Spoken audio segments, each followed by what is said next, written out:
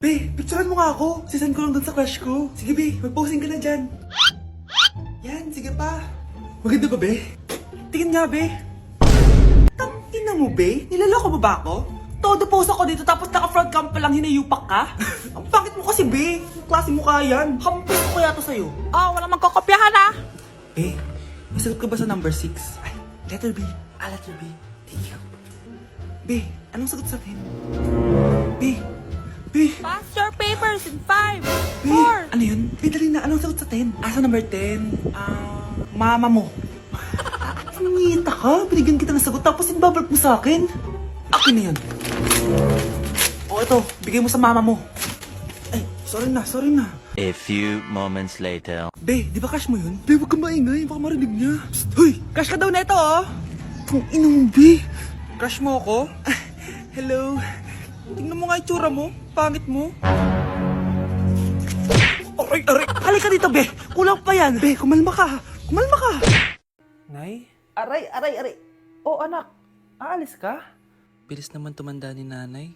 Sana mas madaming oras yung binigay ko sa kanya nung bata ako. Anak, tara labas tayo. Wala na kasi tayo masyadong banding eh. Tsaka na...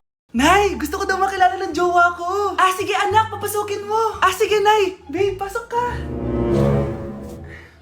Halika kayo, kumain muna kayo. Babe, kain ka na.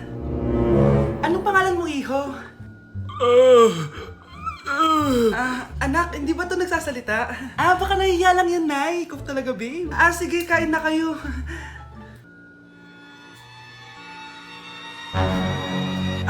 Si Ay lang ako, sige, anak. Anak, matagal ka pa ba? Sabi ko na multo ka eh. Halika dito. Anak! Bakit ka tumatakbo, Nay? Yung jowa mo! Multo siya! Pinagsasabi mo dyan, Nay! Anak! Tingin ka sa likod! Ay, Mare! Nay! Umalis na tayo dito! Tara na, anak! A few moments later. Ang galing natin, Nay! Naloko natin sila! May bago na tayong bahay, anak! Nay! Sino yun? Totoong multo na yun, anak! Umalis na tayo dito! Anak, manood ka na itong Cocomelon para malibang ka. Sige po, Nay. Ang cute nila. Quack, quack, but only 4 little ducks came back. Cocomelon ba yun? No, bawal yan, bawal yan. Ang dede ay pribado, bawal ipakita to. Hindi Anak, ano yung pinapanood mo, ha? Nay, eto na yung bagong Cocomelon. Ay, iba na pala yung Cocomelon ngayon. ang kwet ay pribado, bawal ipakita to. In fairness, educational siya, Ang pepe ay pribado, bawal ipakita to. Di dapat Puta, puta, si Kula, puta. Ban, dami kupina, ami kupina, ami kupina. Ban, dami kupina, ami kupina, ami kupina. Bombare, bombare. Anak! Ano ito pinagpo-post mo sa Facebook, ha? Bakit po, Nay? Nagmumura ka dito, oh! Sabi mo, tangina, laro! Yan ba yung mga nalalaman mo sa school? Biro lang yun, Nay! Wala akong pake! I-delete mo to kung ayaw mo laruin ko yung mukha mo. Sige po, Nay! A few moments later. Wow, ang ganda naman na outfit ko. Picture nga ako. Anak, ano naman itong pinost mo? Bakit ang ikli na shorts mo? Ang ganda ko dyan, no, Nay? Akala mo kinaganda mo yan? Ang pangit! Baka bastusin ka ng mga lalaki. Grabe ka naman, Nay! I-delete mo yan! Next time, magpajama ka na lang. Yung tago lahat, pati mukha mo. Wow! Thank you so much, Mommy! You know that I love chicken nuggets! Ay, di pala chicken nuggets to. Pero ang sarap! May day ko nga. Ano? Ano na naman itong pinost mo sa Facebook? Yung niluto niyo po, Nay, shinare ko lang sa Facebook. Itlog lang, ipapost mo ba? Hiya ka naman! Dapat pinapost mo yung mga masarap na pagkain! I-delete mo yan! Lahat na lang pinapadelete mo! Tapos may nagko-comment pa sa post mo, sabi nila, ang pangit ko daw! Deserve. Alam mo, i-delete mo na lang yung Facebook mo! Tama na!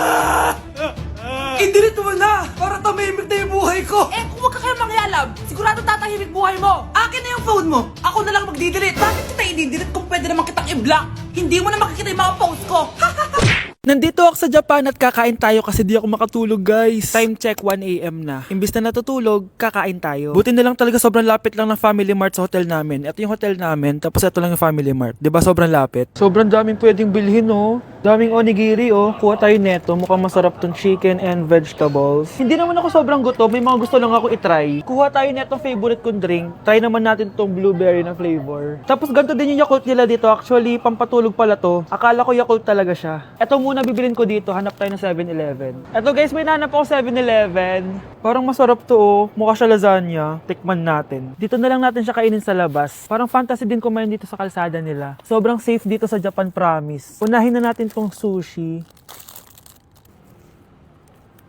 Alam nyo ba, kahit maglakad kayo mag-isa dito, sobrang safe, promise. Walang mga haras sa inyo. Walang kriminal ganyan. Kaya ang sarap maglakad sa labas kasi alam mong safe ka, di ba? Tapos, sobrang babait pa ng mga Japanese. Swear. Pero sabi naman ng ibang Japanese, parang mas lang nila yon, pero ang totoo, ginajudge ka nila. Pero at least, di ba, mabait sila. Di kagaya na pumunta ako ng Hong Kong, sobrang susungit ng mga tao, sisigawan ka pa. Kapag may hinahanap ka, talagang tutulungan ka nila. Tapos palagi silang nakasmile. Kaya promise, Japan talaga yung favorite country ko. Last bite. Okay, next natin itong parang lasagna. Guys, sobrang bango. Sobrang sarap ng itsura niya. Tikman na natin. Ang sarap! Ito din yung gusto ko sa Japan. Sobrang sarap ng mga pagkain nila. Like, promise. Wala pa kami natitikman dito sa Japan na hindi masarap. Kaya every time na pupunta talaga kami dito, promise na yon, natataba kami. Pero okay lang, Japan to eh. Alam nyo, minsan, naisip ko na dito na lang kaya kami tumira. Pero ang naririnig ko sa ibang foreigners na nakatira dito, masaya lang daw dito as a tourist. Pero kung dito ka natitira at mag-work, nakaka-depress daw, ganyan nakakalungkot. Kasi sabi nila toxic daw yung work environment dito. Pero ako, kung titira ako dito, gusto ko forever tourist ako. Inumin natin tong Yakult na nakakaantok. Last bite! Pabalik na ako ng hotel guys and inumin na natin to favorite nating drink. Medyo malansa siya tas maasim. So yun lang guys, bye! Tingnan nyo ito nakita kong video. Ano na naman pinagagawa ng batang to? Hindi mo talaga ako love. Love mo ko. Lasing ka na naman bata ka. Bakit di mo ko love? Hindi ka man nagsasabi sa akin, manda ka sa akin pag uwi mo. Mag-e-enroll po ako. Mag-e-enroll po ako, ma'am. Nasa requirements mo? Ay, ito po, dala ko ng birth certificate ko tsaka yung enrollment form. Oh, mga original to. Nasa yung mga photocopy na ito? Photocopy? Sige po, wait lang po, ma'am. A few moments later. Ito na po yung photocopy, ma'am. Bumalik ka na lang bukas. Sarado na kami. Lo, kuya, wait lang, mag-aayos lang ako, ah. Uy, bilisan mo naman! 1, 2, 3! Kuya, sandali! Ang pangit ko tuloy sa ID! Kakainis naman si kuya! Section A. Basta ng section mo? Section A ako! Ah! Magkaklase ulit tayo! Ah! Makakakopya pa rin ako sa'yo! Hi, Miguel! Anong section ka? Ah, section B ako. Ikaw? Hindi kami magkaklase ni Crush. Ah, sige. Section A kasi ako eh. Good morning, class! Excited na ba kayo sa panibagong school year? Bad trip? Siya na naman yung teacher ko. Bakit, Scarlett? May problema ka ba sa akin? May problema ako dahil may favoritism ka. Ang lakas mo magreklamo. Eh di ka pa naman enrolled. Kaka-enroll ko lang ah. Talaga? Eh bakit ibang Scarlett yun nandito? Hello po. Bakit sabi ng teacher ko di ba daw ako enrolled? Ay, sorry, di kita na-enroll. Pwedeng bumalik ka na lang bukas. Walang hiya ka? Ilang beses na ako balik-balik dito. I-enroll mo na ako. Ngayon na. Miss, balik ka na lang bukas ha? Sige po, babalik na lang po ako bukas. Ah, okay po, ma'am. Hoy, ikaw! Tumawag teacher mo sa akin! Bagsak ka na naman?